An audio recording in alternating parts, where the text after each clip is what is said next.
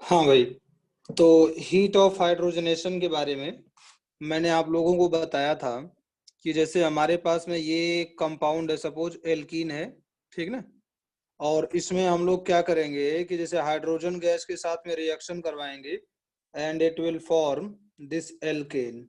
ये एल्केन बनाता है इस तरीके से। अब ध्यान दीजिएगा बच्चों, मैंने बताया था कि इसके बीच में एक ट्रांजिशन स्टेट भी बनती है। और ट्रांजिशन स्टेट के बारे में मैंने बताया था कि ऐसे ऐसे हो गया, ये बॉन्ड ऐसे रहेगा ऐसे करके। अब देखिए H2 वाला जो बॉन्ड होगा ना, ये इस तरीके से ब्रेक करेगा। यहाँ पर ये पाई बॉन्ड भी ब्रेक करता है। और यहाँ पर बच्चों ये बॉन्ड फॉर्म होता है इस तरीके से। ये एक्चुअली बच्चों बॉन्ड फॉर्मेशन है, ये बॉन्ड फॉर्मेशन है, ठीक ना। ये बॉन्ड ब्रेकिंग है और ये भी है बॉन्ड ब्रेकिंग, इस तरीके से होता है। और इसके बाद में यहाँ पर ऐसे प्रोडक्ट फॉर्म होता है, ठीक ना। इसको बच्चों मैंने बताया था एक्टिवेटेड कॉम्प्लेक्स, एक्टिवेटेड कॉम्प्लेक्स, ठीक ना। Activated complex.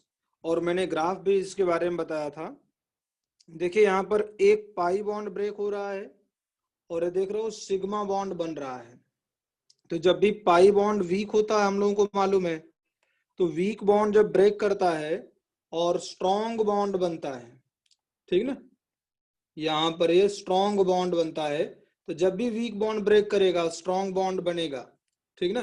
तो ये प्रोसेस जो होगा बच्चों एक्सोथर्मिक होगा। यानी इस रिएक्शन के लिए अगर हमसे पूछा जाएगा डेल्टा एच, तो this delta H will be negative, ठीक ना। डेल्टा एच यहाँ पर क्या आएगा, नेगेटिव आएगा। तो ये है बच्चों हम लोगों का। अब ध्यान दीजिएगा, मैं आप लोगों को एक ग्राफ ड्रॉ करके दिखाता हूं कि जैसे मान लीजिए हमने बताया था कि ये जैसे मान लीजिए हमारे पास में यहाँ पर ये रिएक्टेंट है, ठीक है। अब रिएक्टेंट से बच्चों देखिए ऐसे करके ये प्रोडक्ट बनता है, ठीक है। रिएक्टेंट और प्रोडक्ट में बच्चों प्रोडक्ट की एनर्जी कम होगी, याद रखिएगा। प्रोडक्ट की एनर्जी कम क्यों होगी भाई? क्योंकि प्रोसेस एक्सोथर्मिक है। तो हो क्या रहा है, एनर्जी रिलीज हो रही है। तो ये वाला एक्सेस देखिए एनर्जी का होता है और ये है बच्चों रिएक्शन कोऑर्डिनेट, ठीक ना। रिएक्शन कैसे प्रोसीड कर रही है मैं आपको समझा रहा हूं कि जैसे बच्चों यहां पर तो आपके पास में रिएक्टेंट है ना, ऐसे करके ये रिएक्टेंट है। यहां से बच्चों रिएक्टेंट में भाई H2 भी है, ठीक ना। यहां से बच्चों यहां पर एक्टिवेटेड कॉम्प्लेक्स फॉर्म हुआ है ऐसे करके। ये देखिए ध्यान से, ऐसे हो गया ये एक्टिवेटेड कॉम्प्लेक्स बना हुआ था, है ना। इतना कॉम्प्लिकेटेड बनाने की जरूरत नहीं है। एक्टिवेटेड कॉम्प्लेक्स का स्ट्रक्चर तो आप लोग जान ही गए हो। आप लिख लीजिएगा यहाँ पर एक्टिवेटेड कॉम्प्लेक्स, है ना। और यहां से बच्चों क्या हुआ कि प्रोडक्ट बन गया, ठीक ना। रिएक्शन इस तरीके से धीरे धीरे करके प्रोसीड कर रही है। और मैंने बताया था कि इस रिएक्शन को होने के लिए एक्टिवेटेड कॉम्प्लेक्स जो है ना, इसका फॉर्मेशन कंपलसरी है।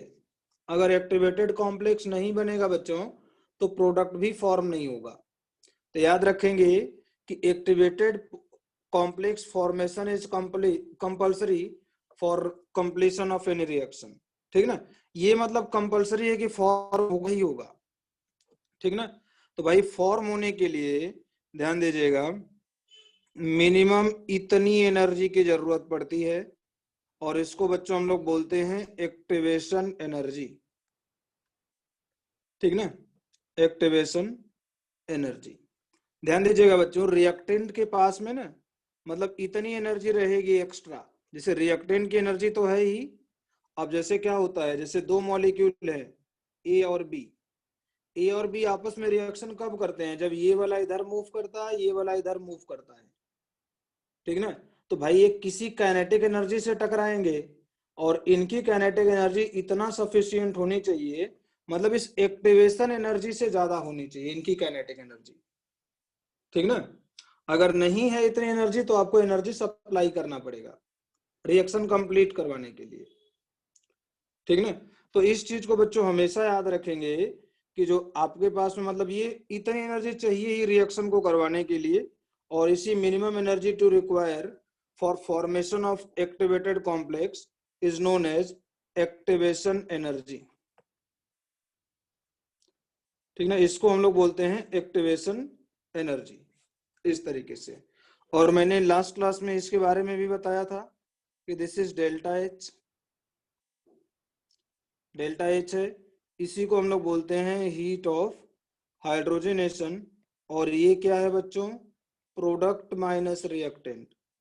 प्रोडक्ट में बच्चों क्या है, एनर्जी ज्यादा है, सॉरी प्रोडक्ट की एनर्जी कम है, रिएक्टेंट की एनर्जी ज्यादा है, तो दोनों को माइनस करेंगे ना, तो यहाँ से एक नेगेटिव वैल्यू आएगी।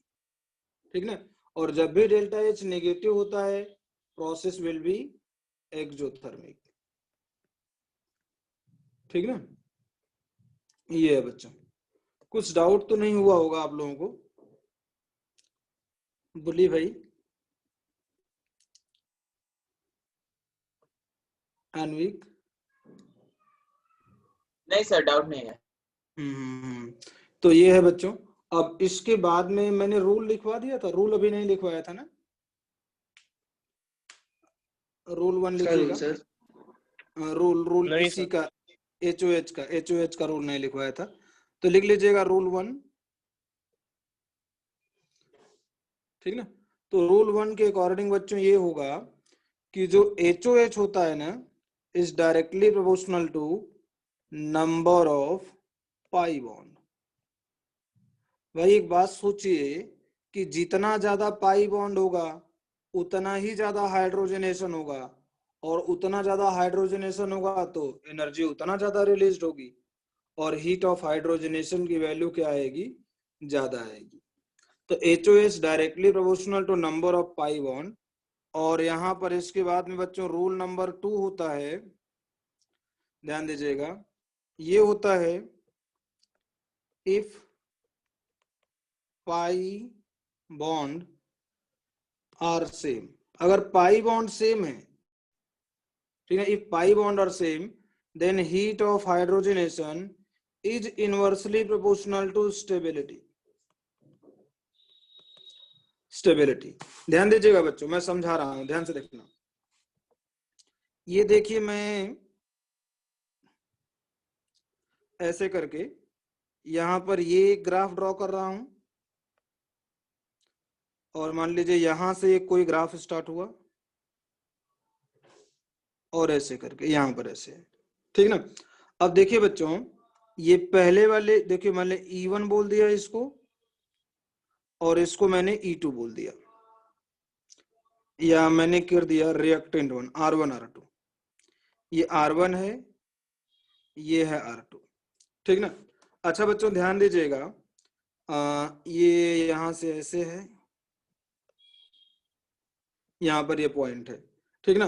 अच्छा बच्चों आप बताइए कि अगर R1 का भी हाइड्रोजनेशन हो रहा है, R2 का भी हो रहा है, अब इन दोनों में बताइए कि किसका हीट ऑफ हाइड्रोजनेशन ज्यादा है, R1 का या R2 का?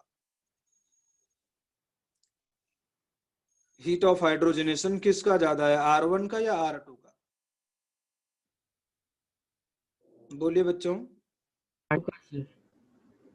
R2 का ज्यादा है ना। देखिए ये ऊपर है ना, ये देखिए ऊपर है, तो यहाँ पर डेल्टा एच की वैल्यू क्या होगी, ज्यादा होगी, और यहाँ पर ये देखिए नीचे है, तो यहाँ पर डेल्टा एच की वैल्यू कम होगी। तो देखिए R1 वाला जो है ना बच्चों, ये मोर स्टेबल है, मोर स्टेबल है, क्योंकि इसकी एनर्जी क्या है, कम है। आप हमेशा याद रखेंगे stability inversely proportional to energy. किसी भी कंपाउंड की अगर एनर्जी कम है तो ज्यादा स्टेबल है, और किसी कंपाउंड की एनर्जी अगर ज्यादा है तो कम स्टेबल है। ठीक ना, तो इसीलिए बच्चों लिखे हम लोग कि HOH inversely proportional to stability. ठीक ना, ऊपर वाला क्या है, लेस स्टेबल है, और उसका HOH क्या है, ज्यादा है। जल्दी से कॉपी कीजिए बच्चों।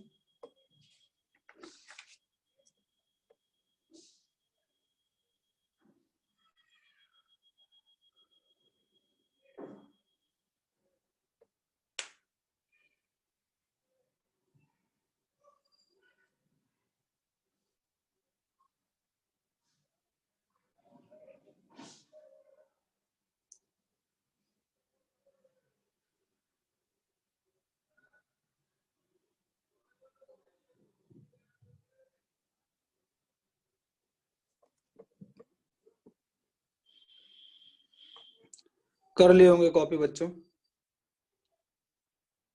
ठीक ना? हाँ सर। मिटा देना है इसको। अब लिखिएगा आप लोग, compare HOH of the followings. आपको हीट ऑफ हाइड्रोजनेशन कंपेयर करना है।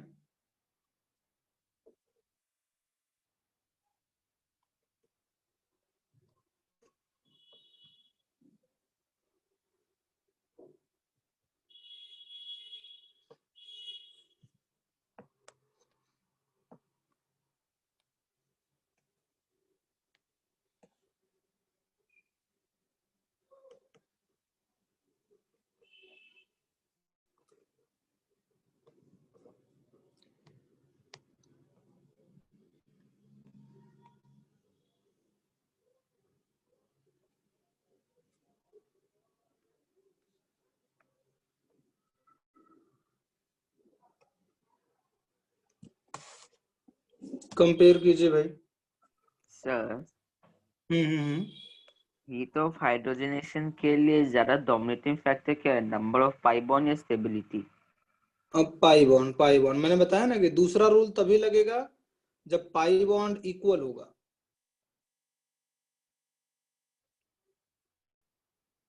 ठीक ना? इसीलिए डोमिनेटिंग पाई बॉन्ड वाला है।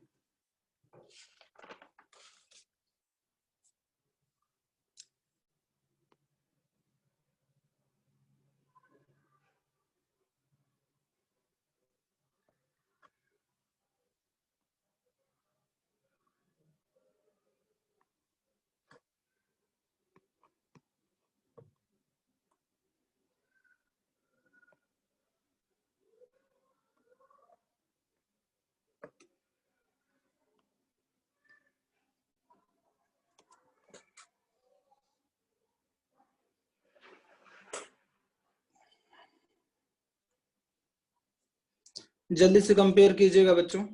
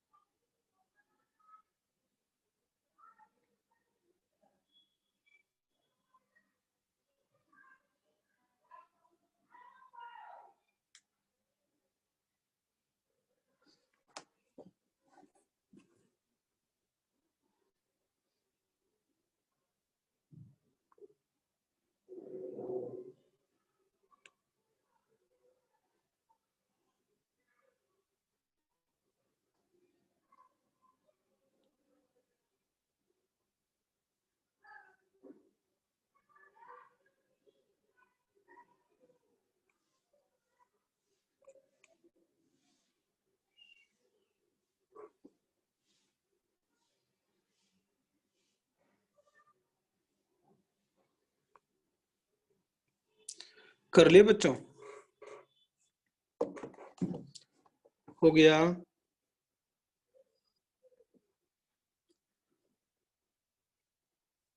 अभिषेक नंदी हो गया?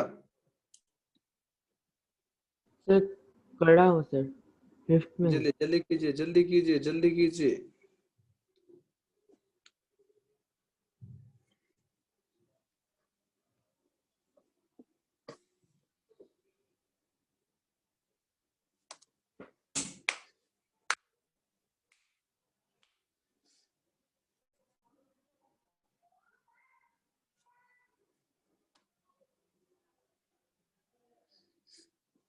आप लोगों को बच्चों एक IIT का प्रॉब्लम करवाएंगे, अच्छा लगेगा आप लोगों को। करो जल्दी से। तो हो गया सर। वाह,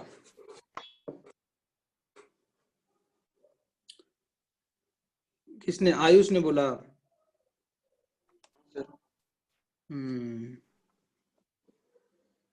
हो गया सर। अभिषेक दे। वाह सार्थक। अभिषेक दे। हो गया। वाह भाई, द्वैपायन, द्वैपायन, ठीक ना? तो ध्यान दीजिएगा बच्चों, पहला वाले में कौन सा आंसर की हो दो पैन फर्स्ट वाले में?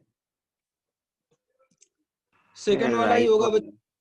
हाँ हाँ हाँ, क्योंकि यहाँ पर अल्फा हाइड्रोजन कितना है 10 है, और यहाँ पर अल्फा हाइड्रोजन कितना हो जाएगा 4 हो जाएगा।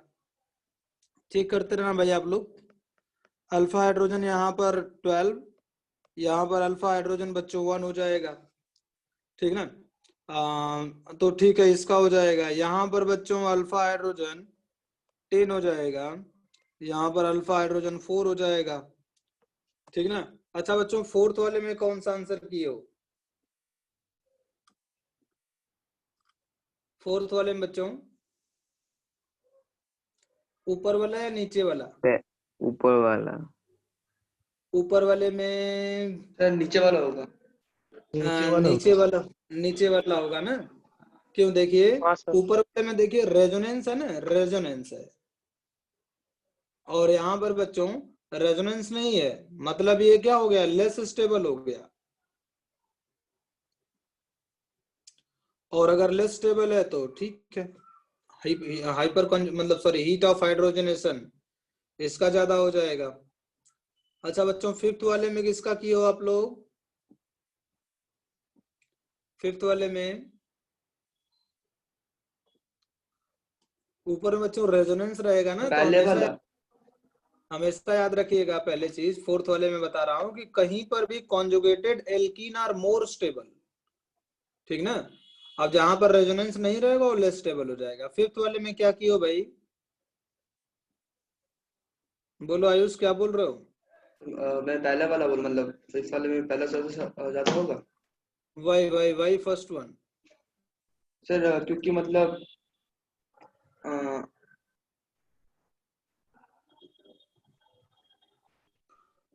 बोलो बोलो। उस उसमें तो रेजोनेंस हो रहा नहीं। दोनों दोनों दोनों जगह रेजोनेंस हो रहा है। हम्म।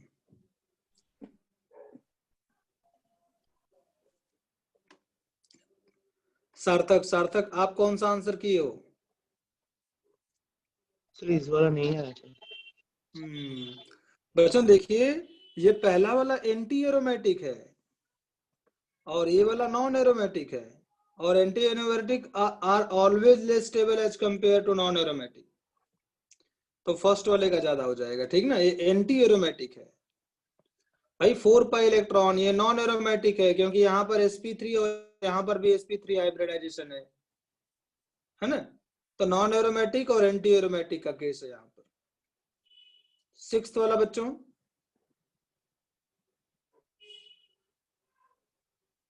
सिक्स्थ वाला बताइएगा। तो ये पहले वाला होगा। ये पहला वाला होगा क्योंकि दूसरा वाला ज्यादा स्टेबल है, वहां पर रेजोनेंस है, ठीक ना। ये ऐसे करके मिटा रहे हैं बच्चों इसको, हाँ सर। ठीक ना। ये है अभिषेक नंदी, कितना सही था? सर 5 से। ठीक ना, इसको मिटा दे रहे हैं। क्या बोलते हैं, एक क्वेश्चन दे रहे हैं बच्चों आप लोगों को।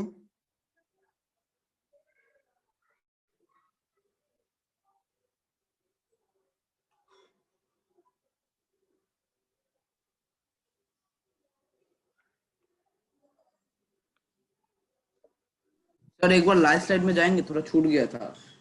वाह भाई, अभिषेक दे। हाँ सर। वाह वाह रे अभिषेक, आपका नेट थोड़ा ठीक नहीं रहता आजकल लग रहा है। आप एग्जिट कर रहे थे फिर एंटर कर रहे थे। हाँ सर, थोड़ा प्रॉब्लम कर रहा था सुबह से। हम्म।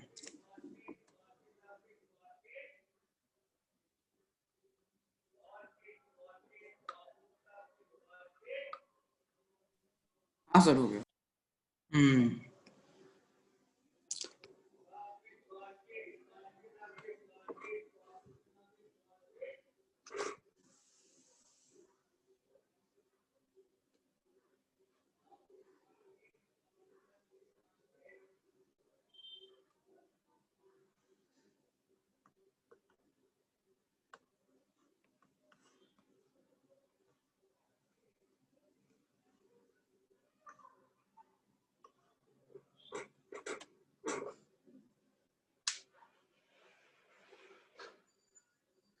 कीजिए बच्चों इसको तो।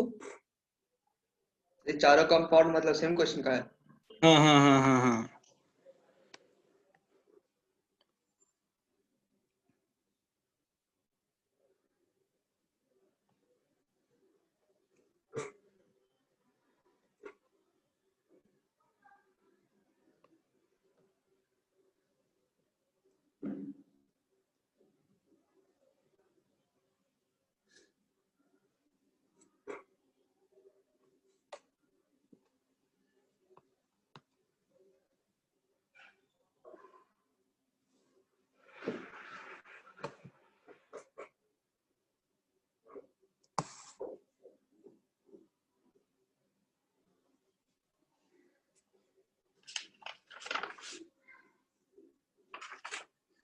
कीजिए बच्चों, 2 ही क्वेश्चन है।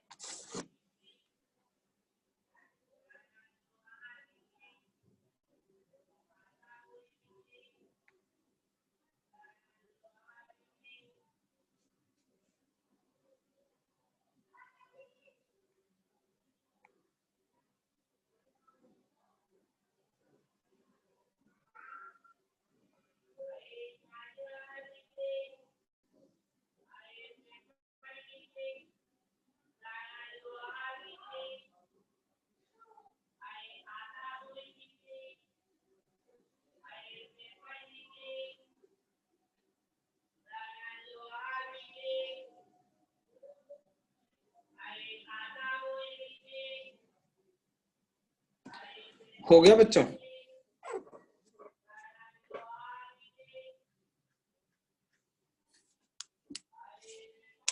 जल्दी जल्दी कीजिए।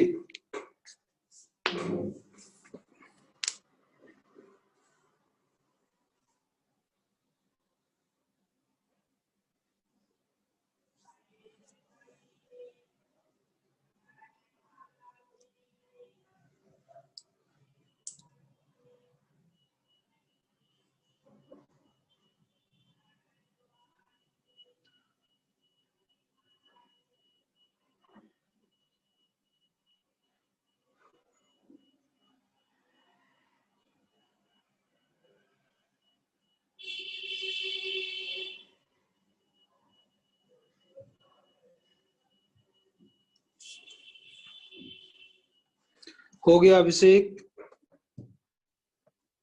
अभिषेक हाँ सर। हो गया? सर बस थोड़ा डाउट है, सही हुआ कि नहीं हुआ। वाह, दो पैन कर लिए आप? चेक कर रहा हूँ। आदित्य गुप्ता, आदित्य पॉल हाँ सर, कर लिए? कर रहा हूँ सर। जल्दी से बच्चों सब लोग कीजिए।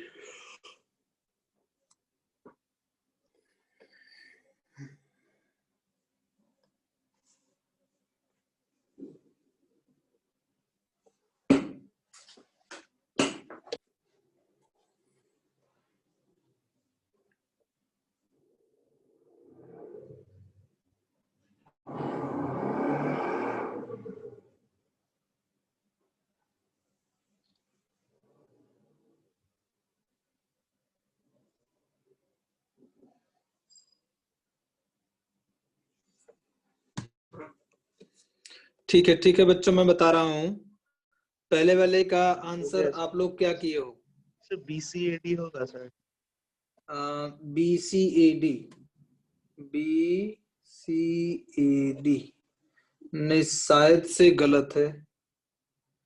BCAD नहीं है शायद से आंसर। अच्छा बच्चों, ये वाला आंसर आया है आप लोगों में किसी का? 2 4 3 1, ठीक ना? ये आंसर दिया हुआ है, ये आंसर आएगा।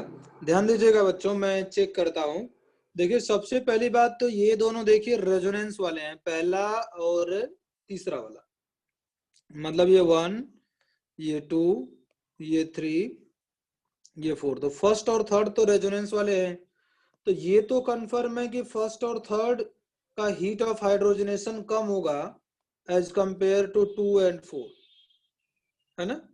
2 और 4, 1 और 3, इन दोनों में मतलब ये ऑर्डर तो हम लोगों को मालूम चल चुका है। अब 2 और 4 को हम लोग कंपेयर करते हैं। ध्यान दीजिएगा 2 और 4 में दोनों में ही रेजोनेंस नहीं है, लेकिन हम लोग क्या करेंगे बच्चों, अल्फा हाइड्रोजन चेक करेंगे। देखिए यहाँ पर ऊपर वाले में अल्फा हाइड्रोजन कितना आएगा भाई? अल्फा हाइड्रोजन देखिए यहाँ पर CH, यहाँ पर CH2, तो अल्फा हाइड्रोजन यहाँ पर आ जाएगा, ये हो गया CH2, है ना? तो टोटल अल्फा हाइड्रोजन आ जाएगा बच्चों 2 2 4 1 5। अच्छा 4 वाले में बच्चों अल्फा हाइड्रोजन कितना हो जाएगा? 8 हो जाएगा, CH2 CH2 CH2 CH2, 8 alpha hydrogen. अच्छा भाई, तो इसमें क्या बोलता हूँ कि 2 और 4 वाले में से ज्यादा कौन सा हो जाएगा? 2 वाला, यानी 2 पहले आ जाएगा, उसके बाद में 4 आ जाएगा। अच्छा अब इसके बाद में बच्चों 3 और 1 वाले में चेक करेंगे। 3 और 1 वाले में देखिए ध्यान से, अल्फा हाइड्रोजन यहाँ पर CH2 है, यहाँ पर CH2 है, ये है CH2, ये है CH2, है ना? देखिए ये सारे अल्फा हाइड्रोजन है, ठीक ना? दोनों में रेजोनेंस हो रहा है, तो रेजोनेंस वाला फैक्टर कुछ डिसाइड नहीं कर पाएगा। तो नेक्स्ट फैक्टर हम लोग heat of alpha hydrogen count करेंगे। तो 2 2 4 2 6 2 8, अल्फा हाइड्रोजन यहाँ पर तो 8 आ गया। यहाँ पर अल्फा हाइड्रोजन बच्चों हो जाएगा CH2 CH CH2, और कोई अल्फा हाइड्रोजन नहीं है बच्चों, यहाँ से 5 आ जाएगा। यानी 1 और 3 की बात करें तो 3 वाले का हीट ऑफ हाइड्रोजनेशन ज्यादा होगा, 1 वाले का कम होगा, ठीक ना? तो यहाँ पर आ जाएगा, इसके बाद में 3 और 3 के बाद में आ जाएगा 1, ये ऑर्डर हो जाएगा। आई होप बच्चों समझ में आया होगा आप लोगों को, ठीक ना? कुछ डाउट है तो पूछिएगा आप लोग, अदरवाइज हम नेक्स्ट वाले पर प्रोसीड करते हैं।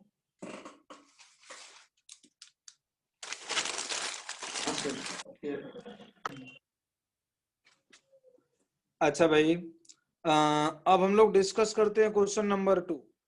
बताइए बच्चों, कौन ज्यादा मतलब ये किसका ज्यादा लिखे हो आप लोग क्वेश्चन नंबर 2 में? बोले बच्चों। ये देखिए भाई, यहाँ पर पहले वाले में 2 रिंग है, ये देखिए एक एरोमेटिक है, दूसरी एंटी एरोमेटिक है। यहाँ पर बच्चों एक रिंग है एरोमेटिक और दूसरी वाली रिंग है नॉन एरोमेटिक, है ना? तो ये देख रहे हो ना, ये वाली रिंग क्या है? एंटी एरोमेटिक है, और यहाँ पर ये वाली रिंग क्या है? नॉन एरोमेटिक है। तो नॉन एरोमेटिक और एंटी एरोमेटिक में अनस्टेबल एंटी एरोमेटिक हो जाएगा, और इसका हीट ऑफ हाइड्रोजनेशन का ऑर्डर हो जाएगा ये, ठीक ना? ये ऐसे करके बच्चों, ठीक ना? समझ में आया बच्चों?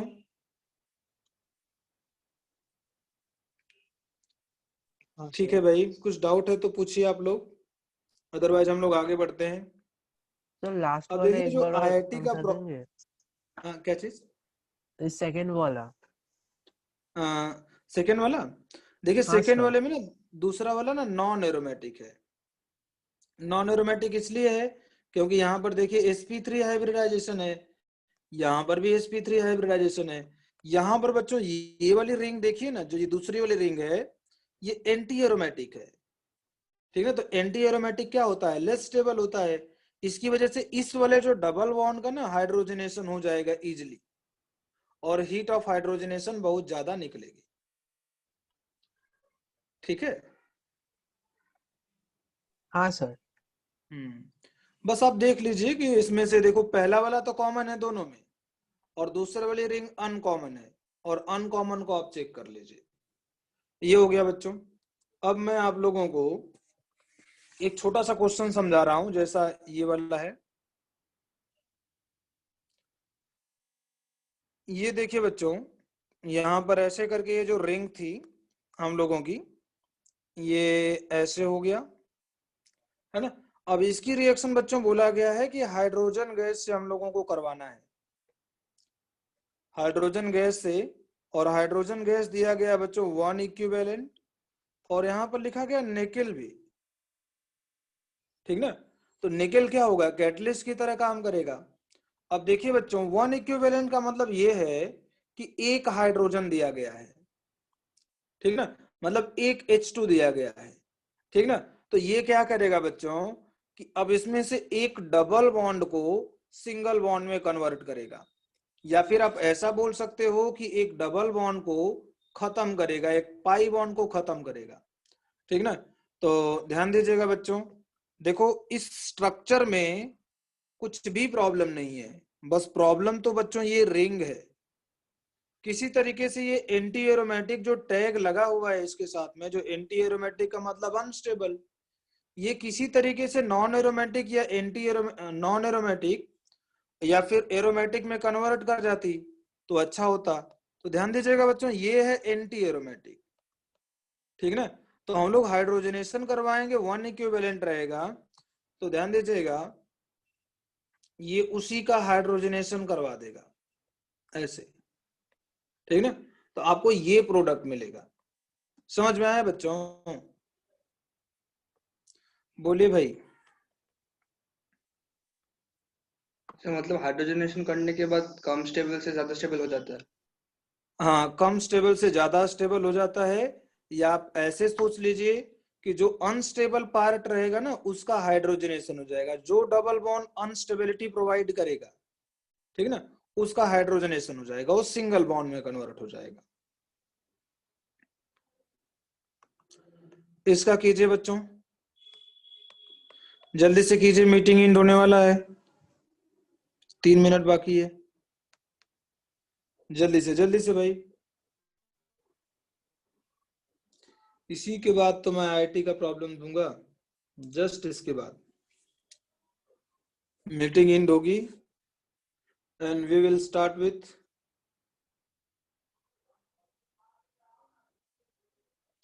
जल्दी से कीजिए भाई। हो गया होगा बच्चों। देखिए हाँ ये सर। तो एरोमेटिक रिंग है, इसको तो आप टच नहीं करोगे, ठीक ना। टच करोगे किसको, इसको, और इसको जब आप टच करोगे तो इसका होगा हाइड्रोजनेशन, और हाइड्रोजनेशन के बाद में बच्चों ये इस तरीके से इसमें कन्वर्ट हो जाएगा, ठीक ना। तो ये है बच्चों, इसको लिख लीजिएगा आप लोग। अब हम मिटा रहे हैं भाई।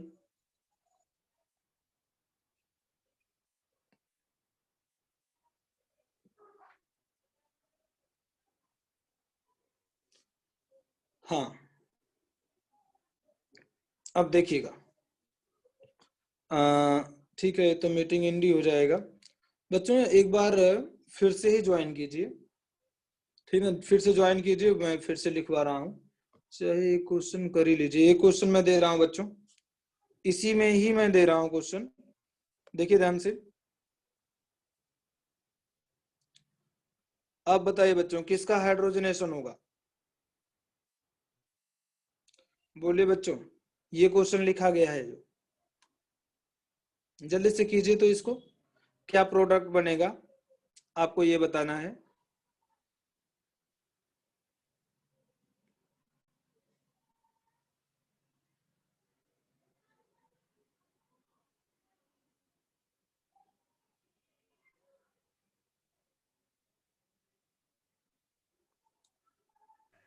सर आई थिंक बाहर वाला डबल बॉन्ड बाहर हाइड्रोजन वाला, हुआ।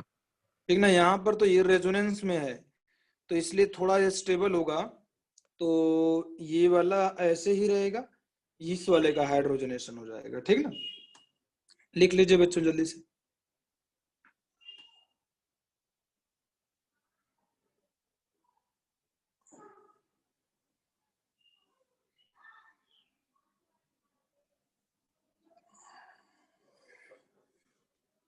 मिटा रहे हैं बच्चों इसको,